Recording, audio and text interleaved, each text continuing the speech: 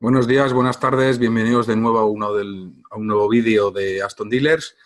En este caso, que corresponde hoy el vídeo que va vinculado al artículo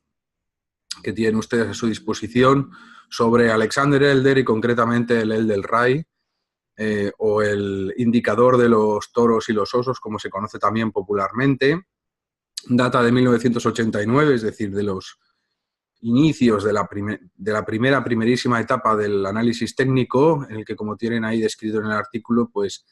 al empezar a popularizarse ordenadores personales, pues se empezaron a integrar una serie de indicadores y osciladores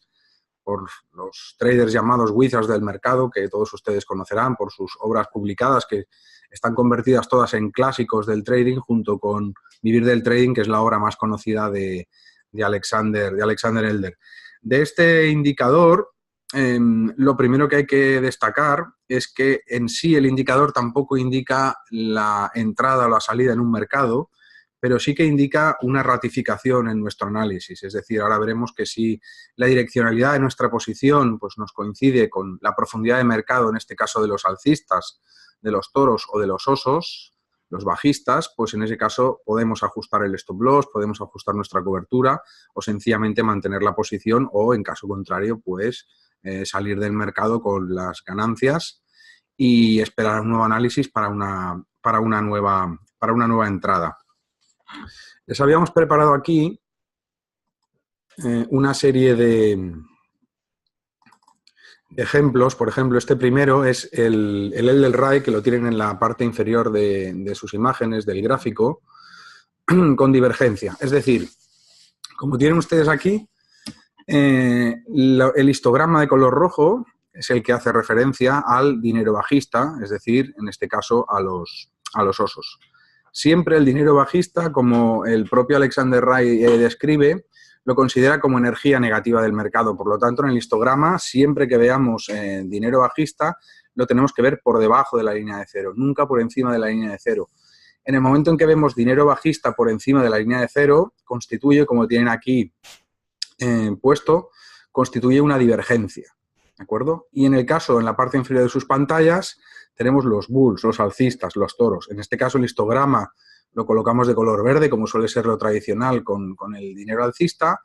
El dinero alcista se describe como energía positiva del mercado, por lo tanto, los alcistas siempre tienen que aparecer por encima de la línea de cero. En el caso de que el dinero alcista,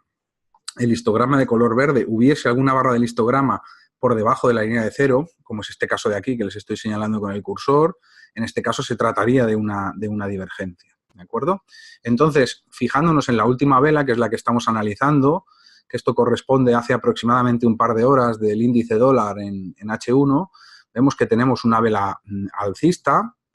aunque con cierta presión bajista por la mecha. Vemos también que las medias móviles cortas de 9 y 14, en este caso que tenemos aquí, están cruzadas hacia arriba, por lo tanto, posición alcista. Y además, si nos fijamos ahora en el histograma, vemos que el dinero alcista, el dinero de los toros, crece de manera bastante espectacular y el dinero de los bulls, el dinero de los bears, el dinero de los osos, el dinero bajista, como decíamos, se encuentra en divergencia, porque el dinero bajista está por encima de la línea de cero. Por lo tanto, en este caso, la profundidad de mercado, que es a lo que hace referencia este indicador de Alexander Elder, pues nos dice que las posiciones son netamente alcistas y que los bajistas, en este caso, en este momento, para esta vela de hora, constituye una divergencia. Por lo tanto, lo que decíamos antes, el que tenga puesta su cobertura, pues en este caso no habría que tocarla, puesto que la direccionalidad nos coincide con la profundidad de mercado, y en el caso de que opere con stop loss, pues tampoco. Es decir, la posición la deberíamos de mantener en función de este indicador, que, repetimos, lo que hace es ratificar un poco nuestra posición. Tampoco es, como decía al inicio, un indicador que nos indique cuándo entrar o cuándo salir. Pues un indicador que nos ayuda, nos apoya junto con las medias móviles. Realmente lo más interesante, pues es eso lo que comentábamos, que nos da una profundidad de mercado pues muy interesante. En el caso de poder combinar, por ejemplo,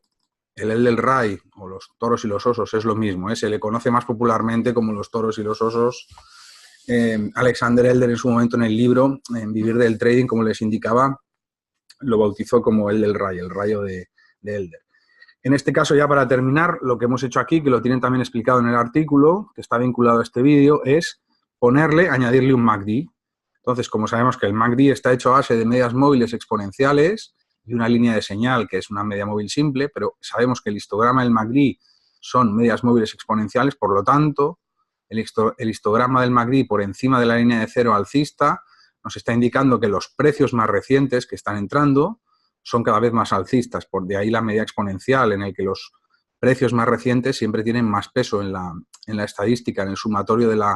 la media móvil. Y además, esto nos ratifica con la profundidad de mercado que les decíamos antes. El dinero alcista de los toros está cada vez más creciente, como señala esta flecha que tienen aquí dibujada, y el dinero bajista de los osos está por encima de la línea de cero, es decir, es divergente, con lo cual todavía nos ratifica más en nuestra posición y en este caso, basándonos en este indicador, pues mantendríamos la posición alcista en el índice dólar. Eso es todo, gracias por su atención y hasta el próximo vídeo.